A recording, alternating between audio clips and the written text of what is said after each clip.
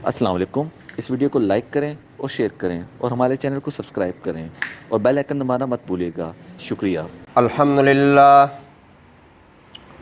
अल्हम्दुलिल्लाह वहदा वस्सलातु वस्सलामु अला मन ला नबिय्य बअदा वला रसूल बअदहु वला मासूम बअदा अम्मा बाद बिस्मिल्लाहिर रहमानिर रहीम अन अनसिन क़ाल ज़हा रसूलुल्लाहि सल्लल्लाहु अलैहि वसल्लम बिकबशैनि अमलहैनि अक़रनैनि ज़बहहुमा बियदिही वसम्मा वकब्बरा क़ाल रअयतुहु वादिअन क़दमहु अला सिफ़ाहिहा वयक़ूल बिस्मिल्लाहि वल्लाहु अकबर।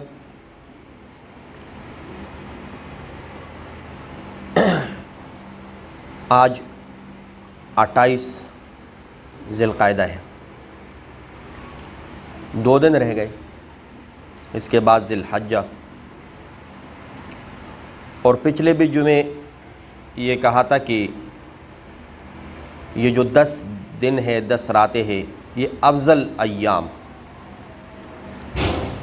दुआ करे अल्लाह रब्बुल इज़्ज़त हम सब को पूरे साल दिन हो या रात इबादत करने की तौफ़ीक़ अता फ़रमाए, चाहे नमाज हो, रोज़ा हो, हज हो, ज़कात हो। अब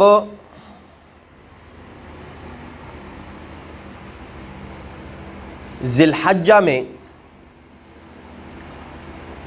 2 चीज़ें इसकी पहचान है, एक हज और एक क़ुरबानी।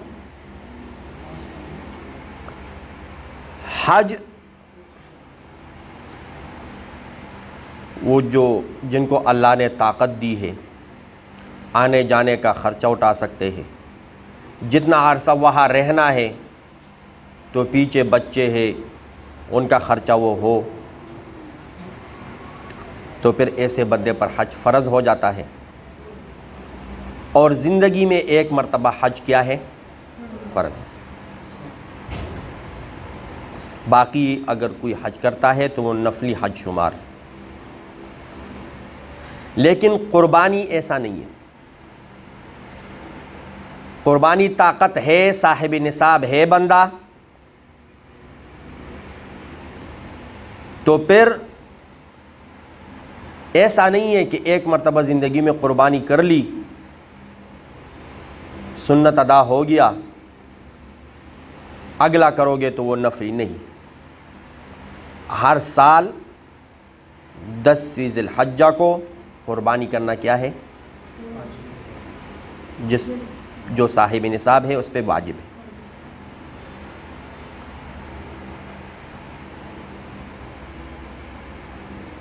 आप लोगों ने एक बात सुनी होगी कि क़ुरबानी बंदा न करे और किसी की मदद कर दे। तो एक बात याद रखें, हर अमल का अपना मकाम है।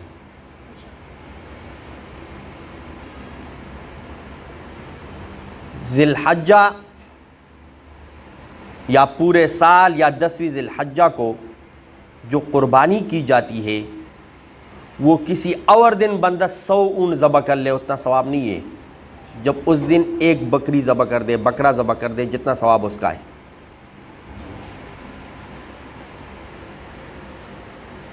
हाँ, एक बंदा किसी बेवा का ख्याल रखता है, यतीम का ख्याल रखता है, अलहदा उसका सवाब है। अल्लाह ने ताकत दी है तो क़ुरबानी न छोड़े, क़ुरबानी भी करे और उनकी मदद भी करे। तो लोग बाज़ उन्हें जान छुड़ाने के लिए कि ये जानवर कौन ख़रीदे और फिर यहाँ कौन इसको पाले, बेहतर ये है कि मैं किसी यतीम को दे दूँ या फ़लाही इदारे में दे दूँ, मदरसे में दे दूँ।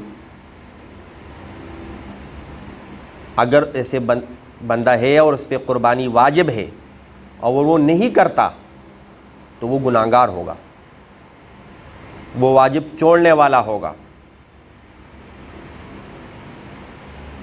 वो हदीस पिछले जुमे को मैंने सुनाई थी कि जो कुर्बानी का ताकत रखता है और कुर्बानी नहीं करता वो हमारे ईदगाह के करीब ना आए।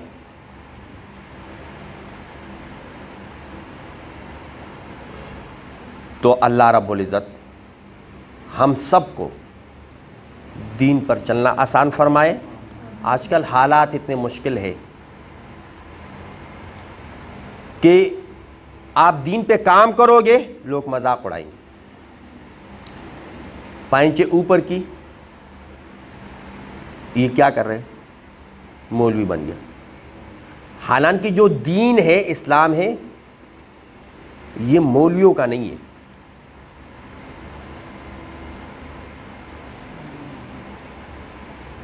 कोई भी हो, दुनिया क्या कहती है उसको छोड़े, अपने दीन पे अमल करें, कुरान मजीद की तिलावत करें, नमाज पढ़े। हाँ, अगर ऐसी जगह है जहाँ पर आपको नमाज पढ़ने नहीं दिया जाता, तिलावत करने नहीं दिया जाता, दीन पर आप अमल नहीं कर सकते, तो माज़िरत कर लो। क्यों? रिज़्क़ का वादा अल्लाह ने ये अपने हाथ में रखा है, ये तक़सीम रिज़्क़ का। और इस तरह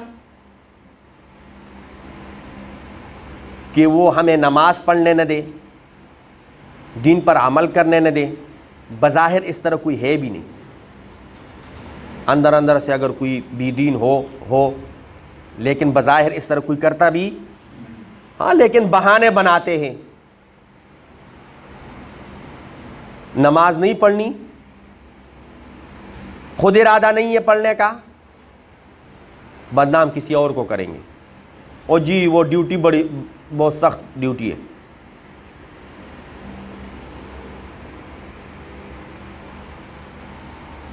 मदारिस में हम होते हैं तो ऐसे ऐसे अजीब अजीब मसाइल आते हैं। ऐसे बंदों को भी हमने देखा है जो कहीं पे अगर जॉब करते हो तो तनख्वाह की बात बाद में करते हैं, पहले ये बात करते हैं कि मुझे नमाज का टाइम मिलेगा कि नहीं।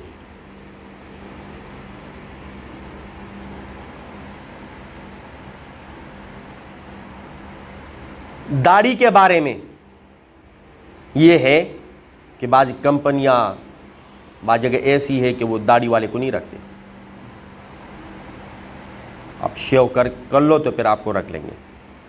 कई लोग ऐसे हैं जिन्होंने बड़े बड़े ऑफर टकराए, जाप चोड़ी, लेकिन दाढ़ी सुन्नत रसूल वो चेहरे मुबारक पे रखी। तो अल्लाह रब्बुल इज़्ज़त हमें, जो हम नमाज पढ़ते हैं या कोई भी दीन का काम करते हैं, उस पर इस्तिकामत नसीब फरमाए। हज़रत अनस रज़ी अल्लाह ताला अन्हु फरमाते हैं,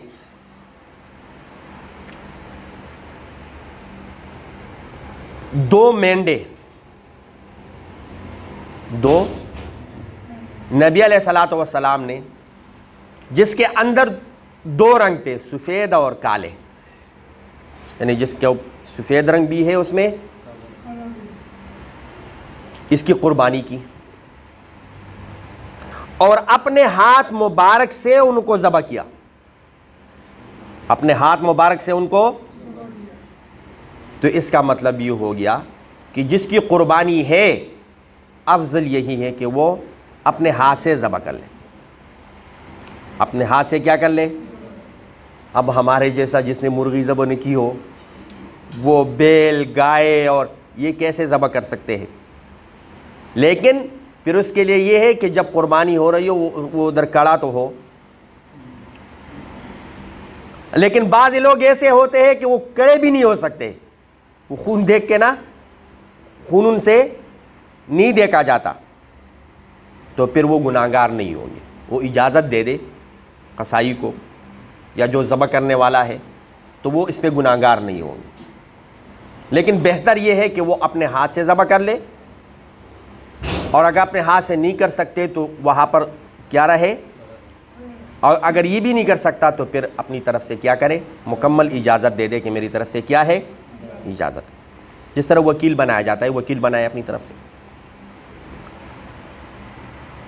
और ज़बह करते वक़्त जो कलमात नबी अलैहिस्सलातु वस्सलाम ने अदा किए वो क्या थे, बिस्मिल्लाहि अल्लाहु अकबर वल्लाहु अकबर, बिस्मिल्लाहि अल्लाहु अकबर वल्लाहु अकबर।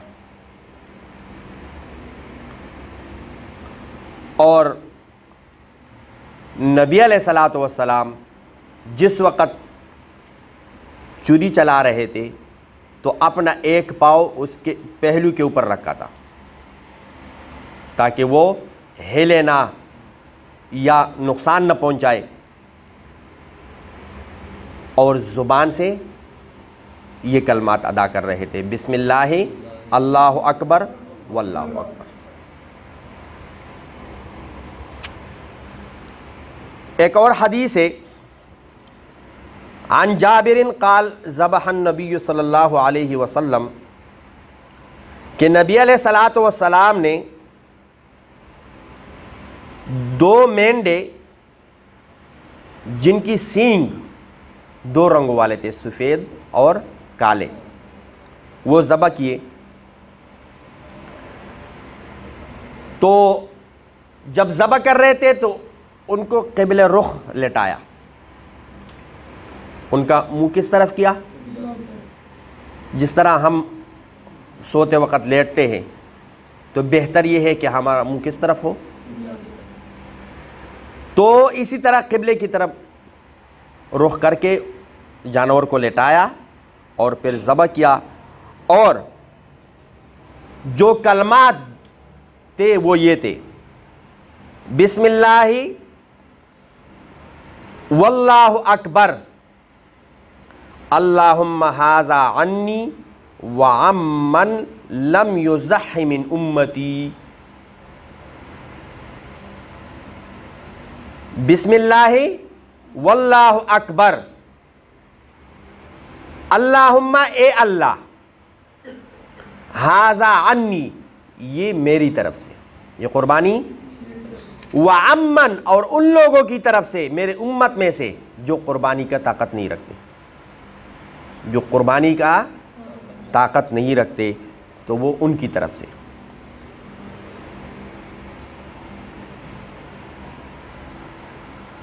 अब जो छोटे जानवर है जिस तरह दुम्बा, बकरा, इसमें एक ही हिस्सा होगा, 2-3 इसमें शराकत हो।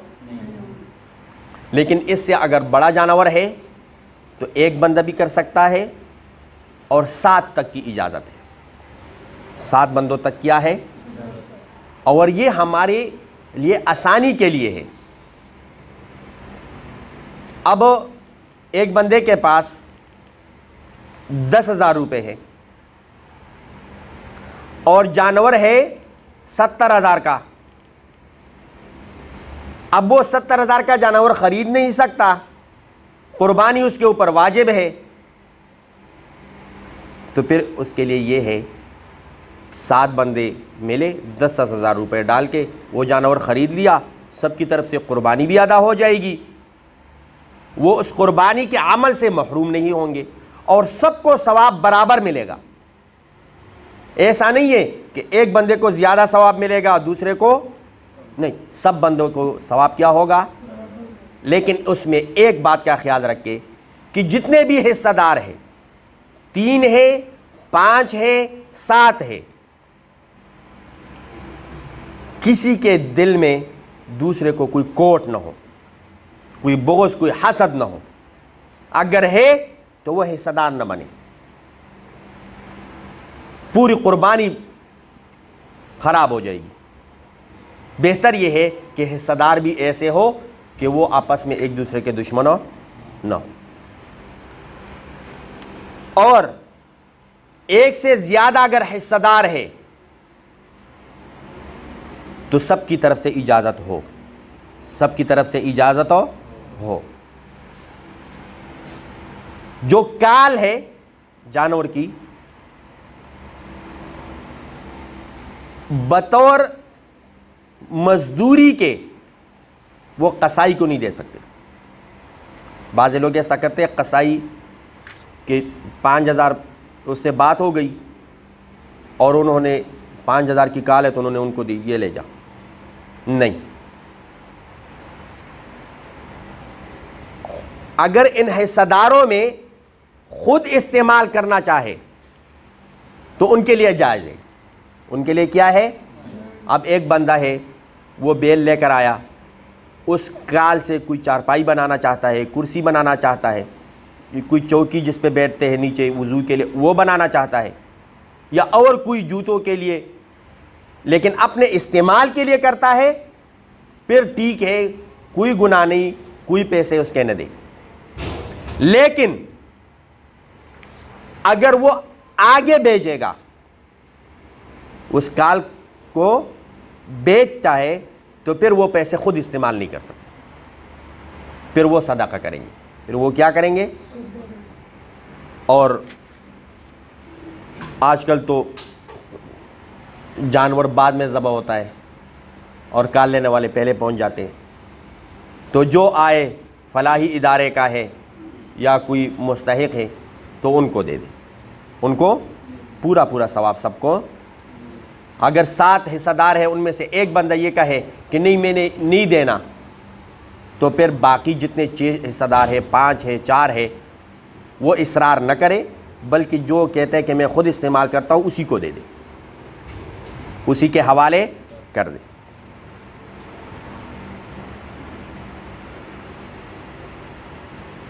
कोशिश करे कि जो जानवर ख़रीदे वो ऐबदार न हो, वो ऐबदार हो, कोई ऐसा ऐब जिसकी वजह से कीमत में कमी आती हो, तो वो जानवर न खरीदे, बल्कि उम्दा, अच्छा और बेऐब जानवर खरीदे। क्योंकि हम जब रिश्तेदारियों में शादी होती है तो बाज़ इलाक़ों में ये रिवाज है कि वहाँ पर दुम्बा, बकरा, बैल ले जाते हैं, तो वो ऐब वाला जानवर नहीं खरीदते, बेऐब जिसमें कोई ऐब ना हो। देखते इसके सींग बड़े प्यारे हैं, नोकीले हैं, और इसकी देखो काल, फिर उसके ऊपर लिखते भी है शादी मुबारक। तो अल्लाह को जो चीज़ दे रहे हो वो ऐबदार हो, और अपने रिश्तेदारों को दे रहे हो उसमें कोई ऐब ना हो। तो चाहिए ये कि हम अल्लाह को जो चीज़ दे रहे हैं, यानी क़ुरबानी हम अल्लाह के लिए कर रहे हैं, वो भी बग़ैर ऐब के हो।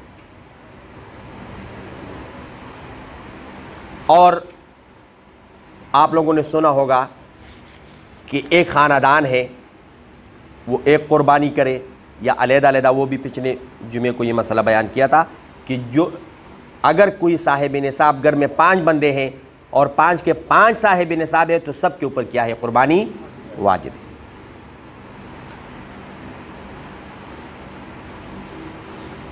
अब बाज़ लोग ऐसे हैं कि वो क़ुरबानी का ताकत नहीं रखते,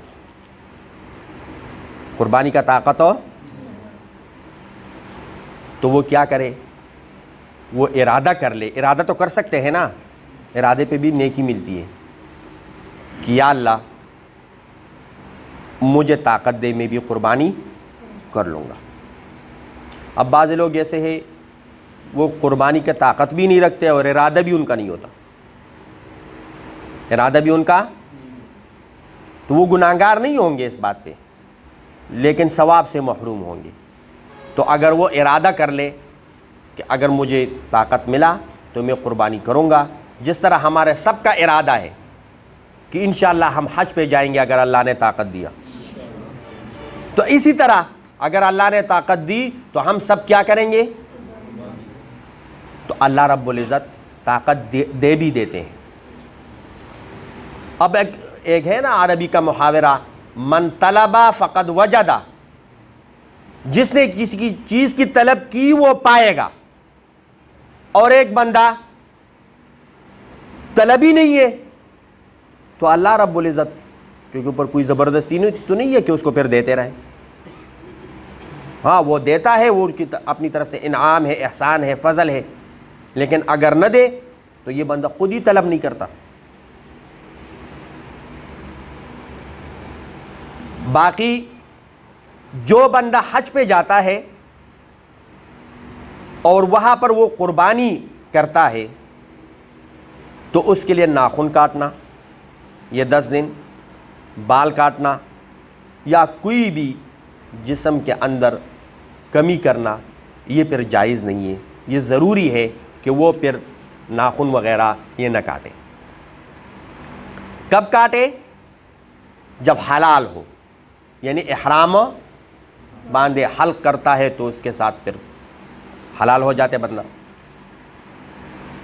लेकिन जो हज पे नहीं जाते, हज पे नहीं गए और यहां पर कुर्बानी कर रहे हैं तो वो भी अगर उनके साथ मुशाबहत इख्तियार करना चाहे, जो वो लोग हज पे गए हैं, तो उनके लिए ये भी सवाब होगा, उनके लिए भी क्या है? सवाब हो।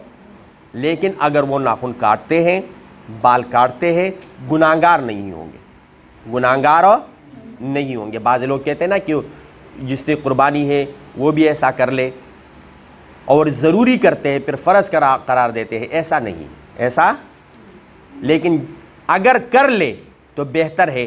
तो अब 2 दिन है जिसकी कुर्बानी है तो वो अपने ज़ेर नाब बाल या बगलों के बाल या नाखून या सर के बाल जो भी है वो अपने दुरुस्त कर ले, सही कर ले। फिर 10 दिन कोई हाथ न लगाए। जब कुर्बानी कर ले उसके बाद फिर अपने नाखून वग़ैरह काटे, बाल काटे।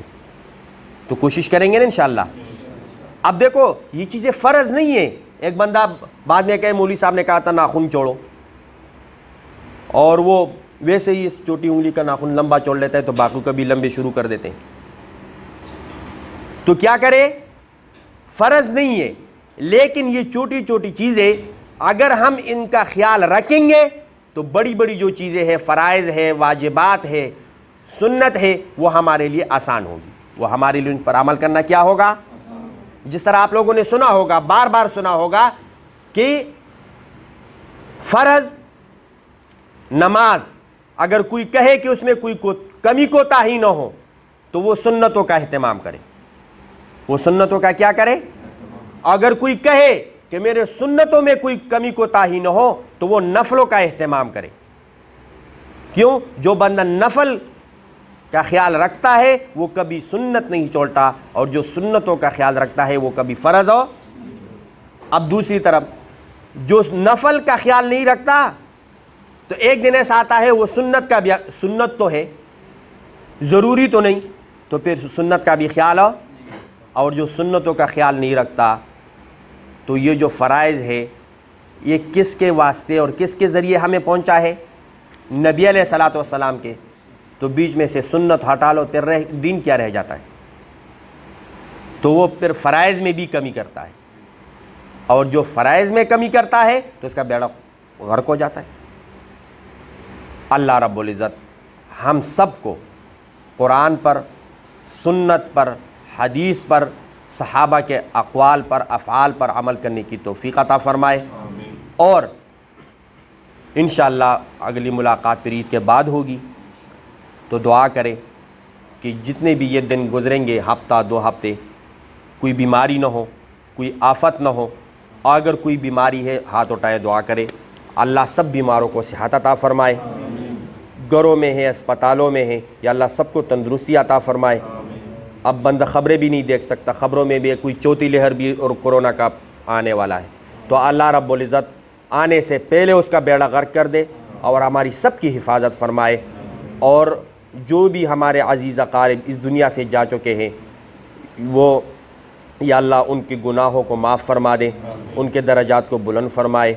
या अल्लाह हम सब को अज़ाब क़ब्र से निजात अता फ़रमाए। या अल्लाह मौत की सख्तियाँ हमें आसान फ़रमाए। या अल्लाह अमलनामा हमें दाएँ हाथ में नसीब फ़रमाए। या अल्लाह हमारे आमाल तो ऐसे नहीं कि जन्नत में ले जाए, या अल्लाह अपनी रज़ा नसीब फ़रमाए और बग़ैर हिसाब व किताब के हमें जन्नत में दाखिल फ़रमाए, जन्नत में आला मकाम नसीब फ़रमाए।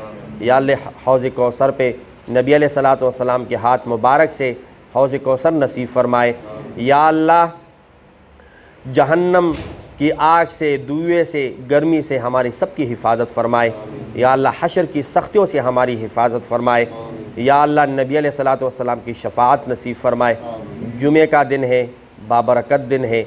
या अल्लाह सय्यदुल अय्याम है और एक ऐसी घड़ी है कि आप दुआओं को रद्द नहीं करते।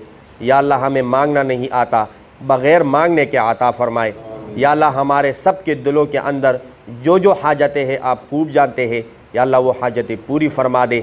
जिसके दिल में तमन्ना हो हज का, या अल्लाह उसको हज की तौफ़ीक़ अता फ़रमाए। या अल्लाह जिसकी तमन्ना हो उम्रे का, उसको उम्रे की तौफ़ीक़ अता फ़रमाए। जिसकी तमन्ना इरादा हो क़ुरबानी का, या अल्लाह उसको क़ुरबानी की तौफ़ीक़ अता फ़रमाए। या अल्लाह जितने भी लोग दीन के लिए काम कर रहे हैं, जिस शक्ल में भी हो, या अल्लाह सब की मदद और नुसरत फ़रमाए। या अल्लाह हमारे मुल्क के पाकिस्तान में क़ुरआन की रोशनियाँ हर तरफ फैलाए। या अल्लाह क़ुरआन का निज़ाम हमें नसीब फ़रमाए। या अल्लाह हमारे मुल्क के पाकिस्तान की हिफाजत फ़रमाए। या अल्लाह हमारे शरों से लोगों की हिफाजत फ़रमाए। या अल्लाह लोगों की शरों से हमारी हिफाजत फ़रमाए। या अल्लाह बात बात पे हम झूठ बोलते हैं, या अल्लाह इस झूठ की वबाल से, लानत से हमारी हिफाजत फ़रमाए। या अल्लाह हम सब को सच्चाई नसीब फ़रमाए। या अल्लाह बोलने में, करने में, आमाल में, अफ़आल में, अक़वाल में, या अल्लाह हमें सच्चाई नसीब फ़रमाए। या अल्लाह हर कदम पर नबी अलैहिस्सलातु वस्सलाम की सुन्नतों पर चलने की तौफ़ीक़ अता फ़रमाए। या अल्लाह जो मक़रूज़ है उनको क़र्ज़ों से निजात अता फ़रमाए। जो हम यहाँ पर नमाज़ पढ़ते हैं, या अल्लाह आप रहमत की बारिश बरसाते हैं। या अल्लाह ये ज़मीन भी प्यासी है, या अल्लाह रहमत की बारिश बरसा दे। या अल्लाह रहमत की बारिश बरसा दे। या अल्लाह इस मस्जिद की वजह से इस पूरे महल्ले पर, इस पूरे इलाक़े पर अपना खुसूसी रहम करम नाजिल फ़रमा दे। या अल्लाह हम सब को, या अल्लाह सुस्त हम नमाज में 5 वक़्त नमाज बाजुमात पढ़ने की तौफ़ीक़ अता फ़रमाए। या अल्लाह कुरान मजीद की तिलावत की तौफ़ीक़ अता फ़रमाए। या अल्लाह हलाल रिज़्क़ नसीब फ़रमाए। या अल्लाह हराम से बचने की तौफ़ीक़ अता फ़रमाए। या अल्लाह जितनी भी ज़िंदगी बाकी है इस्लाम वाली नसीब फ़रमाए, मौत ईमान वाली नसीब फ़रमाए।